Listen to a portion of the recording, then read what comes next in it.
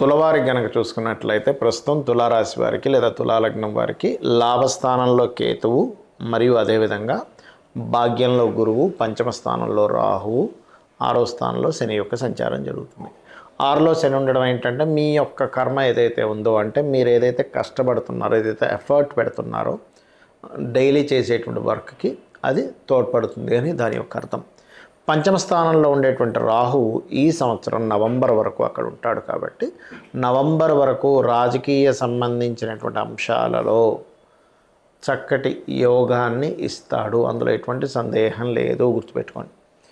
అలాగే మరొక విషయం ఏంటంటే ఇక్కడ గమనించినట్లయితే ఈ పంచమ స్థానంలో రాహు ఉన్నందుకు మరియు ఈ దశమ స్థానం వైపు గురువు మన జూన్ మాసం నుంచి వస్తున్నందుకు ప్రధానంగా ఏంటంటే భాగ్యస్థానంలో ఉండేటువంటి గురువు దశమం వైపు వస్తున్నందుకు, మరియు ఒకటే గుర్తుపెట్టుకోండి, ఇక్కడ ఈ లాభంలో ఉండేటువంటి కేతువు ఒక రకంగా మెడికల్ రంగాల్లో ఉండేటువంటి వారికి, ఫార్మా రిలేటెడ్ రంగాల్లో ఉండేటువంటి వారికి, కెమికల్ ఫ్యాక్టరీస్కి, ఆరోగ్య సూత్రాలు, ఆయుర్వేదం ఇటువంటి రంగాల్లో ఉండేటువంటి వారికి ఖచ్చితంగా లాభాన్ని ఇస్తాడు. ఇక్కడ వేరే వేరే సాఫ్ట్వేర్ రిలేటెడ్ ఏఐ రంగాల్లో ఉండేటువంటి వారికి కూడా ఇస్తాడు. ఎందుకంటే ఆర్టిఫిషియల్ ఇంటెలిజెన్స్కి కూడా కారకుడు ఆయనే అవుతాడు కాబట్టి, రాహుకేతువులు అవుతారు కాబట్టి.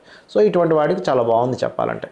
కాకపోతే ఎప్పుడైతే గురువు మనకి 9వ స్థానంలో ఉన్నాడో, 9వ స్థానంలో ఉండేటువంటి గురువు అక్కడి నుంచి 3వ స్థానాన్ని, పంచమ స్థానాన్ని వీక్షిస్తాడు కాబట్టి పంచమంలో ఉండే రాహువు యొక్క నెగటివ్ ఎనర్జీ, ఇప్పుడు సహజంగా పంచమంలో రాహు ఉన్నప్పుడు ఏంటంటే మనం రకరకాలుగా ఆలోచిస్తూ ఉంటాము, కొంచెం సంతానం కోసం ప్రయత్నం చేసేటువంటి వారికి చిన్న చిన్న మిస్క్యారేజ్ అవ్వడం ఇట్లాంటివి జరుగుతుంటాయి.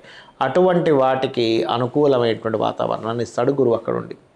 అయితే ఇక్కడ ఎంతైనా కూడా పంచమంలో రాహు ఉన్నాడు కాబట్టి సంతాన సంబంధించిన విషయంలో ఇబ్బంది పడుతున్నటువంటి వారు రావి చెట్టు చుట్టూ చెంబు నీళ్ళల్లో పసుపు కుంకుమ గంధం వేసి చిటికెడు వేసి ప్రదక్షిణం చేసుకుని అక్కడ ఉండే సర్పాల మీద వేయండి. తద్వారా పంచమ స్థానంలో ఉండే సర్పగ్రహ దోషం అనేటువంటిది తగ్గుతుంది.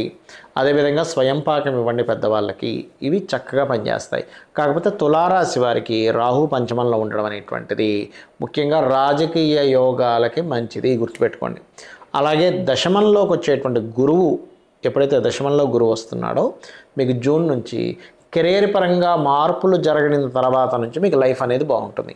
అంటే ఒక చేంజ్ తర్వాత లైఫ్ అనేది గ్రోత్ అవుతుంది. ఏది కెరియర్ లైఫ్ అనేది ఖచ్చితంగా గ్రోత్ అవుతుంది అక్కడ.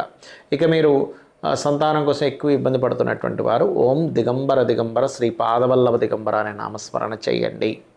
కాస్త 4 బెల్లపు ఉండల్లా తయారు చేసి గోవుకు తినిపించండి. కాస్త ఎక్కువగా దుర్గాదేవి ఆలయానికి వెళ్తూ ఉండండి.